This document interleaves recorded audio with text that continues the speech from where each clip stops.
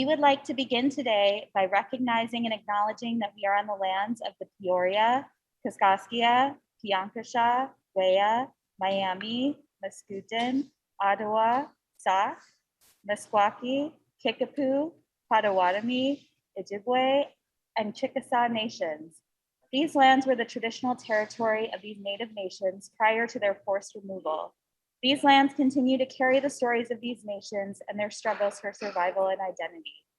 As a land grant institution, the University of Illinois has a particular responsibility to acknowledge the peoples of these lands, as well as the histories of dispossession that have allowed for the growth of this institution for the past 150 years. We are also obligated to reflect on and actively address these histories and the role that this university has played in shaping them. This acknowledgement and the centering of Native peoples is a start as we move forward for the next 150 years.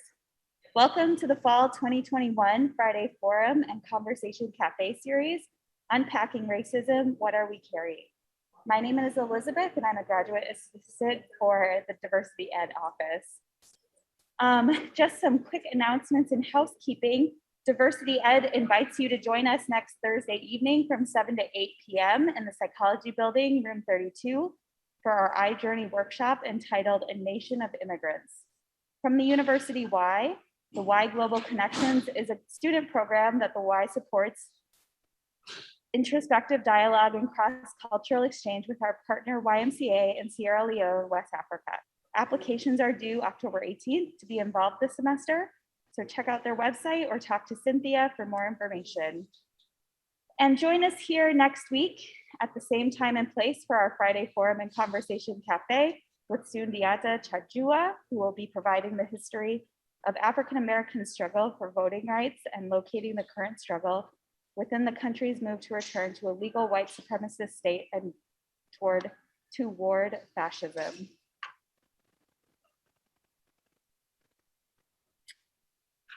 I'm gonna just get a couple things settled on the screen so we're not distracted here. 1 second.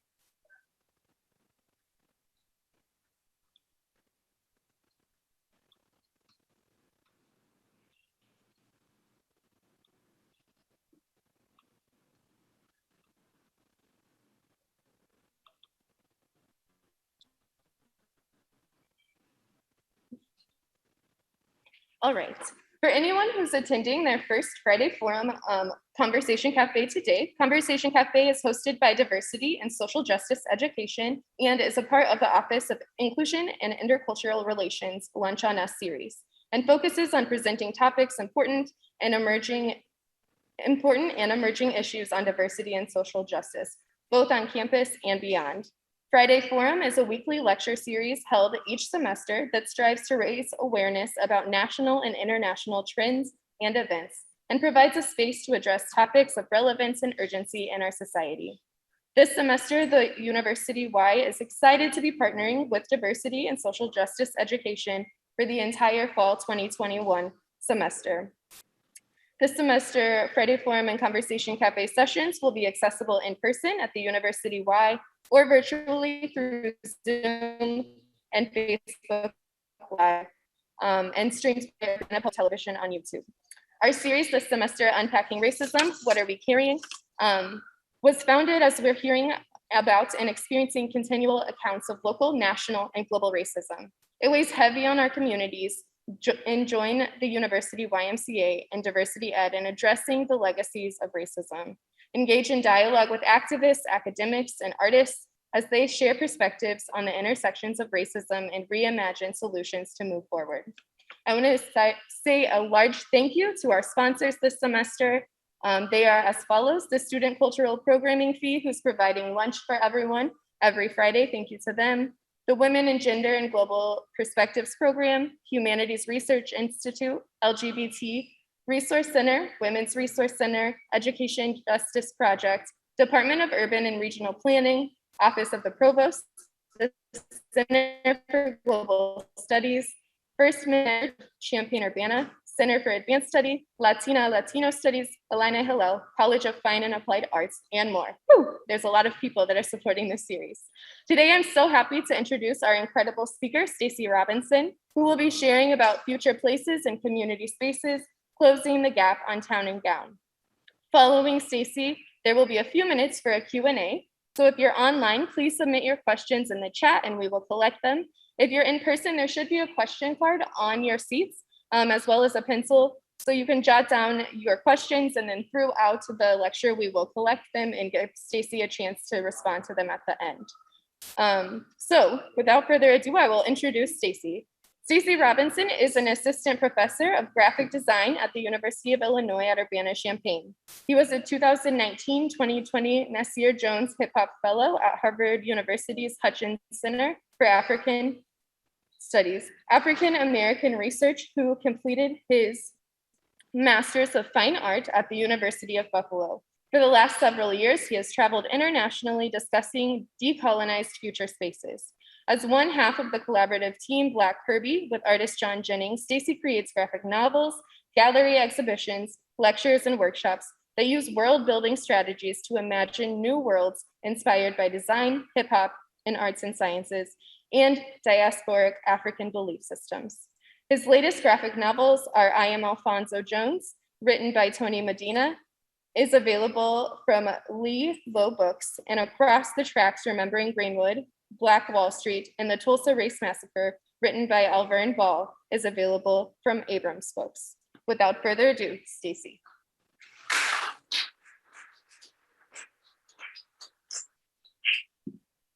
All right, thank you, thank you, thank you. Do you all hear me? Do I need to move the mic closer? All right. There's a lot of information I need to get through really quickly. So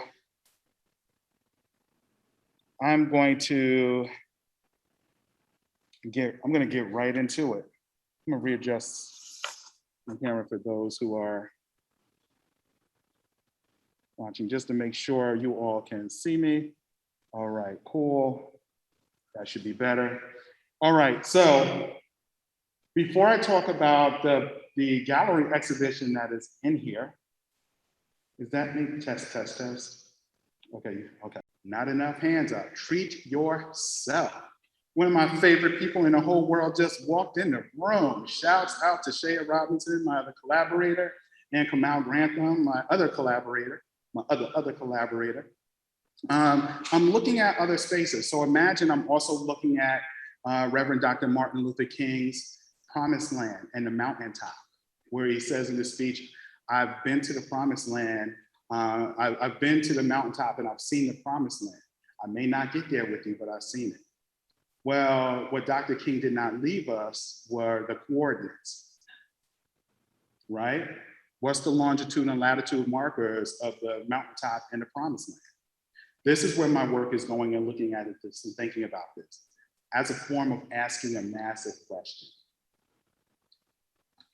Looking at political manifestos like Emory Douglas's Artist Manifesto, point 6 and 9, create art of social concerns that even a child can understand. Now, my work gets really deep and complex. You're not expected to necessarily understand all of the references that I'm putting in there, but you know, one of the things I learned from hip hop is that the beat gotta knock. And if anything I can do well, I damn sure can make really dope images that knock. That's not even a question.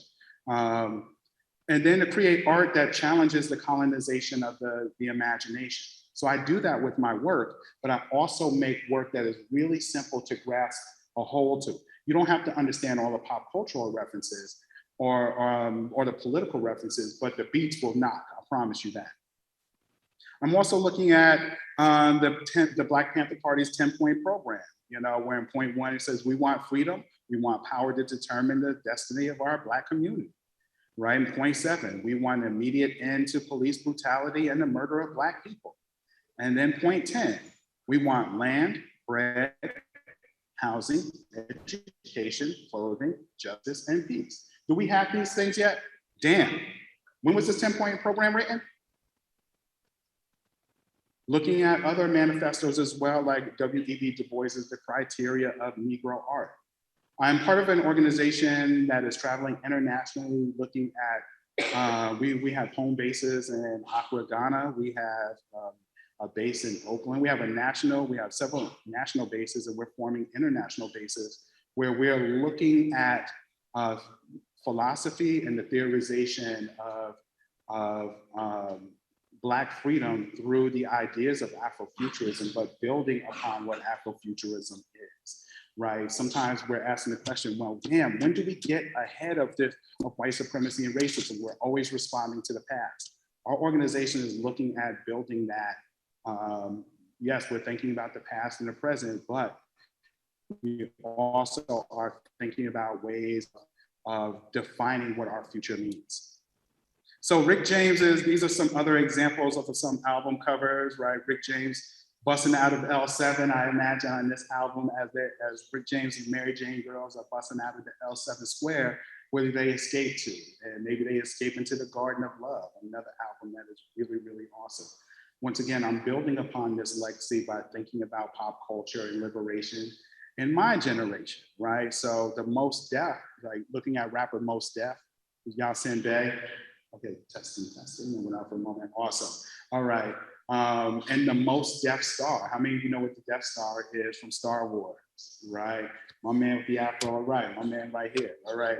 Shay and Kamal, you should have your hands up. I should know what the Death Star is from Star Wars. Ooh, all right. But then I'm also imagining a Black pyramid city that's floating in space. So for the first, let's say 3 or 4 years of this current practice from 2016 to 19 or 20, I concentrated on making images that were really simple to interpret just to jumpstart the Black imagination. These are really, really simple images to understand, y'all. Right? But I'm pulling, once again, I'm pulling on Overton Lord, I'm pulling on Pedro Bell, right? These Parliament Funkadelic albums were my influences growing up. And then the drawing that you see on the far left is a piece I was commissioned to make in the beginning of the COVID era, which is called Revelation 16:1, where this reverend said, hey, I want you to make a piece, about Revelation 16:1, about God pouring his wrath out upon the earth. When I got back from Harvard, this was what I was working on when I was at Harvard. When I got back on May 31st, I woke up and I took a picture of my first lake view, right? This first view of this lake view. The world was on fire and I thought it would be too pretentious for me to get a lake view. My mom was like, damn that, when I come to visit you, I want the lake view. I thought I was being pretentious. I'm like, well, the world is on fire. Black people are fighting for liberation. We paint Black Lives Matter in the street. I can't think I can't do that, have a lake view. I'm gonna look crazy, right, to the people.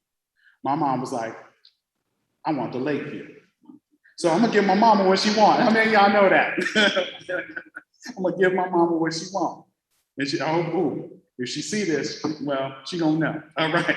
First project I worked on was for a project called the branding, rated illustration for Tightrope, the Cornell West and Trisha Rose podcast. Now, here's the thing. I was trying to secure, remember I told you I just moved here May 31st, right? I got up in the morning, went out that afternoon. I get caught up in a protest accidentally, right? And it was the most beautiful scene I've ever seen here, I'll be honest with you. I had never seen so many Black people in the community here gathered in one place.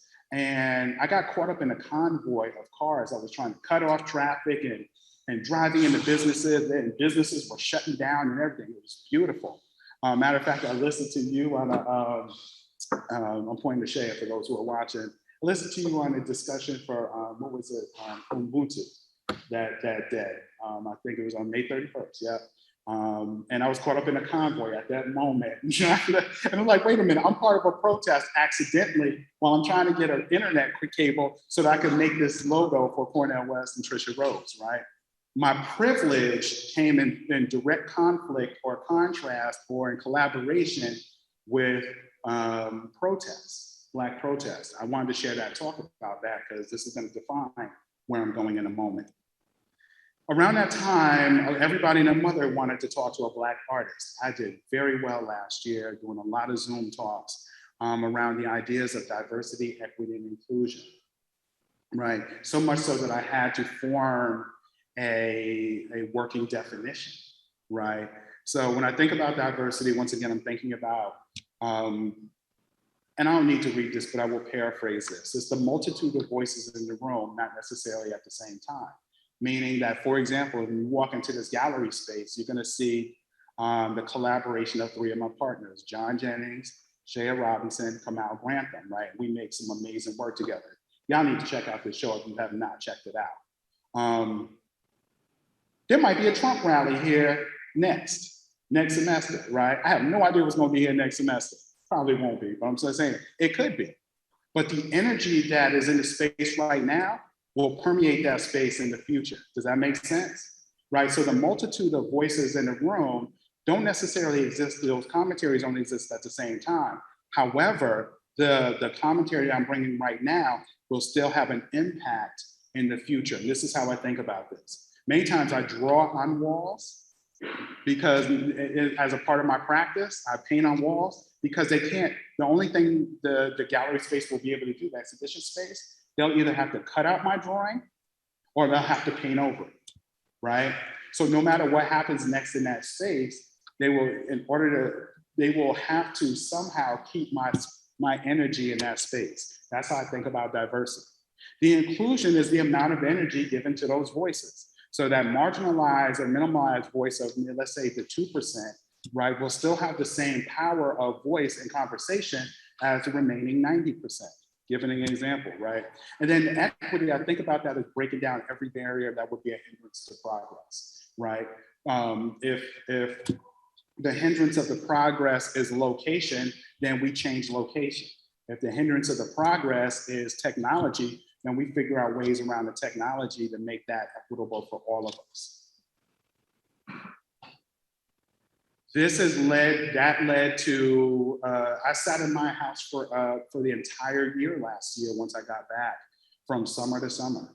And I was out in these streets this summer. I had to get out the house because I spent the entire year making work and trying to say yes to every project, right? So one of those projects was hashtag Black Matters, which was a 12 billboard art and text series that looked at what we might need to be thinking about as we move forward into the future.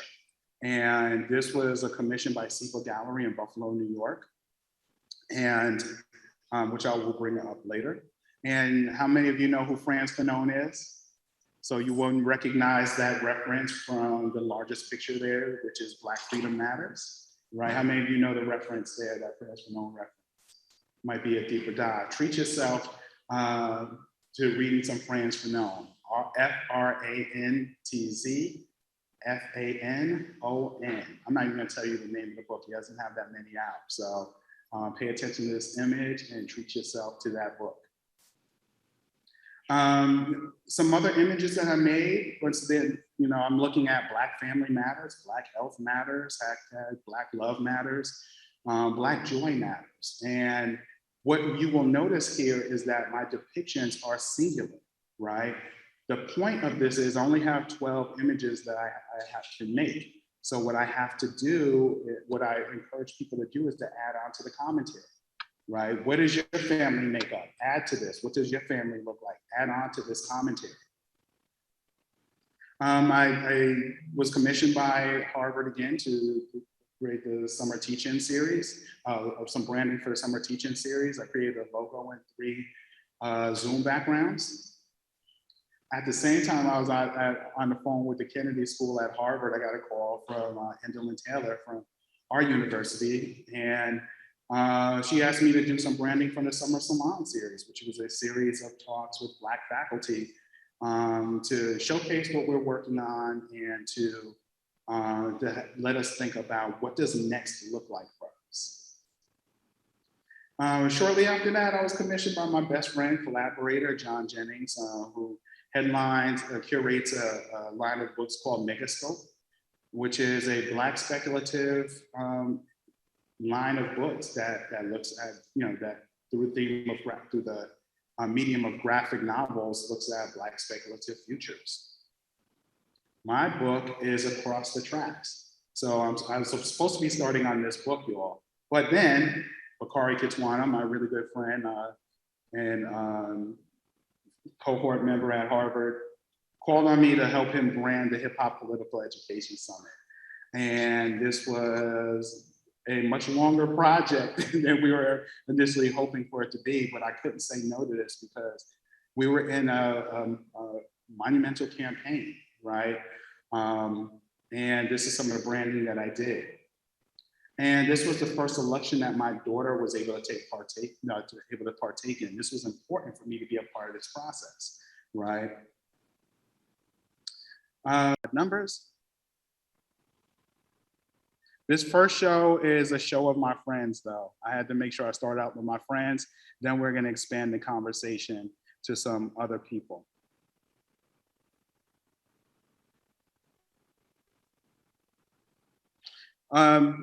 Just moderated a panel with Adrienne Marie Brown and John Jennings, Damian Duffy, and Toshi Regan on Parable Path. Y'all can check out this piece. You could check out in the gallery. But I'm still going back to, once again, this mind map and the way that I think about Black liberation, right? And I'm working on another series, a Kwanzaa series, which it looks at the 7 principles of Kwanzaa, but it's limited to 7 images. So I'm hoping that people will add to the commentary. Still spinning, enjoying life, collecting vinyl records is the way that I relax my mind, as my mind is always racing, right? And all of this work means that I'm not in the gym as much as possible, and it's a constant struggle, but it's also the way I look at Black liberation through health, right? So I started documenting my food journey and my health journey and my successes and failures in that. And I've gained a following. It's really awesome. Shaya talked me into buying a plant a couple years ago. She said, you need to buy something, you need to, get something that can't love you back or whatever. Love something that can't love you back. It's like, wow, I can't say no to that. I killed all of my plants. Yeah, got more plants the following year and I killed them all. I got a garden this year. I got some really awesome greenery, and then I totally neglected my garden. Like, this is a constant battle of health and Black liberation and looking at that and thinking about that. But I'm still documenting my journey because I want people to see my failures and successes and to kind of demystify that. All right, I want to say thank you right there, but nope, do not clap yet because we are never ever done. See, as Cynthia was about to get up. If you're still going back to diversity, equity, and inclusion, come on up, right? And we're still thinking about this. I'm going to get to some really awesome questions in a moment. Upcoming are some shows: Black Utopias, Ascension of Black Stillness 2, Destination to Black Tomorrow. Going to the Smithsonian, y'all, in November. That's really, really dope. Got a piece showing there. And I'm talking to them about some community-based programming. Stargazer's activity book is coming, and more work from Black Math. Once again, I'm going to close in thinking about white supremacy as a philosophy. It looks like a particular thing, right? And it's executed through these ideas of racism. That looks like something. So does the healing of colonial trauma. It looks like a particular thing. I'm imagining through my work what that looks like. And the rest of my life, I will be spending my time thinking about what that looks like as an algorithm that we can activate. Now we're ending there. Thank you very much. And as I like to do, I start out and end on Black women because Black women got me here. So shouts out to Grace Jones.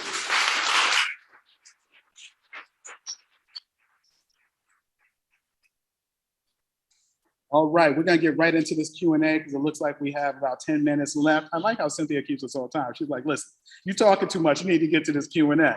All right, so where do you go? First question is, where do you go physically or spiritually or mentally to find inspiration creatively? I'm gonna shout out and quote Talib Kweli in a song called, I wanna say it was called Sofa King with MF Doom, where he says, I draw on anything for inspiration. A fine memory, a piece of paper, walls in a train station, right? And I know what those walls in the train station look like living in New York City. I literally draw, one of my biggest inspirations I get to collaborate with often, Shaya, right? Like, she's an amazing poet. And I draw inspiration from her. I draw inspiration from what is around me. I even draw inspiration from the negativity around me, right? I drew inspiration when President Trump said, why are we immigrating? Why are we bringing in people from countries like Africa and Haiti, right? That's a quote. We ought to be immigrating people from Norway. I drew inspiration from that, right? Because that quote came out right before Marvel's Black Panther movie dropped. Think about that, y'all, right? So I pull inspiration from a number of various places. How can we better engage marginalized youth in using art to express themselves and share their lived experiences? Check out this show, y'all. It's a prototype. It's meant for you all to bite off of, right? I'm showing you how to do it. I'll give you the template. I just showed you my process, right? This space that's here at the Y right now, shouts out to the University Y, because they gave us space to almost do whatever we wanted to do and within, you know, staying safe for all of us, right? It's a space where you can bring your ideas to converse those ideas, to make new ideas, et cetera, et cetera, et cetera. I'm giving you the template because I want you to bite off it. Does that make sense? Right? So I think this is, if this is not working, take what is working, leave the rest, right? This is how I like to think about it and do it. So I think the ways of doing it is you show young people how to do it, and then you let them do it, right? Let me give you another example of a mistake that I almost made at the Urbana Free Library when Shay and I had our opening exhibition. I was going to bring my iPad for everybody to draw on, because I'm thinking, you know, STEM to STEAM, and I'm thinking, you know, let the young kids learn technology, this and that. I started thinking like a professor. She was like, that's nice. I think we should print out black and white drawings of the Stargazers exhibition and break out a bucket of crayons for kids to get busy on. 3 people joined this iPad. 30 people created images. Parents and children got together, right? I was slipping. I got caught up, right? And I forgot my roots. That's how you do that. You collaborate with people who are smarter than you. Honestly, that's my secret. I only collaborate with people who are doper than I am. That's for real. That's how you do that for young people. All right, cool. All right, next question. Can you treat me to a list of references I should treat myself to? I can definitely do that. We should talk about that later, because references, I need to know more about what you mean by references, right? Do you have any requests for art? Let me see, I'm not sure what this means. Requests for art come from unexpected or challenging sources. I'm not, who said that? Maybe, I'm not sure. Oh, can you repeat that? Who said that? Have you had any requests for challenging or expected sources? Oh yeah. I mean, even with this show, right? People are like, oh, you draw children's books? I got an idea for a children's book. And I'm like, no, right? I purposely am I'm only collaborating with 2 people in the community, because there's so much work that needs to be done. I cannot do it all. And I don't think that's the best way to do that. I think the best way to collaborate is to foster up the next generation of creators and then connect them to the artists and other creators to do that, right? So the challenge is sometimes is in saying no, which is really hard for me to do. That's one thing. Let me see. Have you sought out any challenging or unexpected, have I sought out any challenging or expecting? Yeah, there's always something that I'm looking at, thinking about, et cetera. I'm gonna have to connect with the science and mathematics side of campus and some other potential collaborators, because I'm looking to build, or I'm thinking through what is the algorithm for the healing of Black trauma, the healing of colonial trauma. I don't know that, right? But the philosophy, once again, is white supremacy. The system is racism. So as a counter to that, Black liberation must first start with a philosophy that becomes a system. And that's what I'm looking at, thinking about. I think we might have 5 more minutes. Cynthia, did I do well? I am perfect. Listen, I don't hear that often enough, so I'm gonna take that. All right, thank you all for coming. I appreciate that.